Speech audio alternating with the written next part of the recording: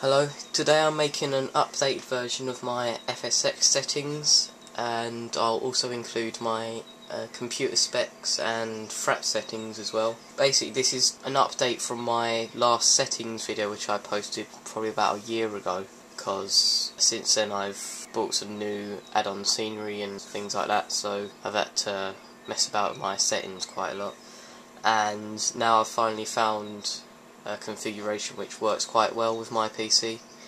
It might not be the best combination of settings, but it works for me, so I thought I'd share it with you. And also on my latest DirectX test video that I made, Needy58 commented on it asking what my PC specs are and the settings that I have and stuff like that, because in that particular video I was running pretty much lag free. So first off, my graphics card, which is the GeForce 9800 GT. This was the card which came with the computer when I bought it.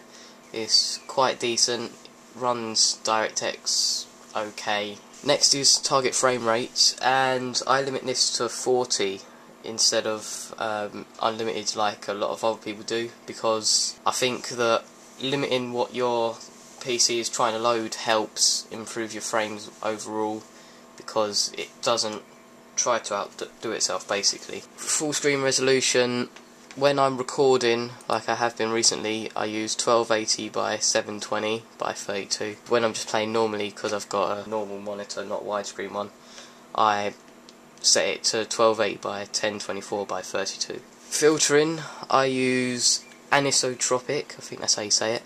It's the last one, and I do use anti-aliasing because it basically smooths the edges and makes it look a lot better really. Global texture resolution I have on high, because very high is a bit too much, you don't really notice the difference, or at least I don't really. And also having it slightly lower will help with frames, or at least it does for me. I have all of these checked, so I previewed DirectX 10.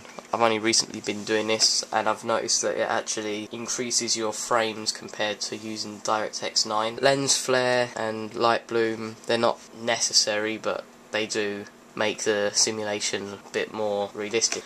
Advanced animations, stuff like wing flex, good to have on. And next we have the aircraft tab. Basically it's on the medium high drop down up here. I use a 3D virtual cockpit. Don't have cockpit tooltips because they're just annoying. I use 3D virtual cockpit in high resolution, and these three, I don't have the aircraft casting a shadow on itself because that kind of eats your frames a bit. Scenery is the screen that most people get all worked up about and they're constantly messing about with. I have been messing about with it quite a lot recently as well, and I've finally got a configuration which works quite well. So level of detail radius medium, mesh complexity 75, mesh resolution is 5 meters, texture resolution 30 centimeters, water effects mid 2x. If I'm going to be at an airport where there's quite a lot of water around, I might up that to the next one, which is high 2x, but in general mid 2x because it helps with the frames. Land detail textures, I have this enabled. Scenery complexity and autogen density are both on dense. They don't really make a difference if you have them higher, because it's only extending the distance to which the scenery loads. I don't have ground scenery shadows because some of the add-on scenery I have just conflicts with the stock shadows on Flight Sim. And special effects detail I have on high.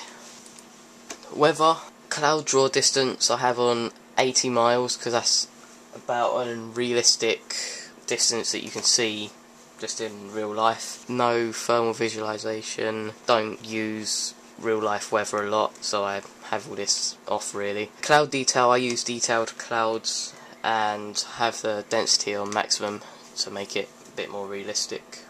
And traffic I've got on quite low because Flight Sim traffic basically isn't too great, but at the same time you need to have some on there, otherwise you're just the only vehicle around at all and it's quite dull. So I have everything on 10% really, except general aviation, which I have on none, and airport vehicles on minimum. So that's my in-game settings, and now I'll go into a bit more detail my computer specs and then my FRAPS settings. The basic summary of my PC specs under control panel system: Windows Vista Home Premium Service Pack 1, system manufacturer Alienware, processor AMD Athlon dual core processor, 2.7 GHz, RAM 2 GB, system type 32-bit OS. So that's the basic outline. And also, when you first get your computer, Alienware puts something on the desktop which basically outlines all of your specs and their tests and stuff they've done as they're making it. I won't go through all of it obviously, but just outline the processor I've already done, RAM, GeForce 9800 GT, SoundMAX integrated digital HD audio card, and that's about it really. And finally my FRAPS settings under movies.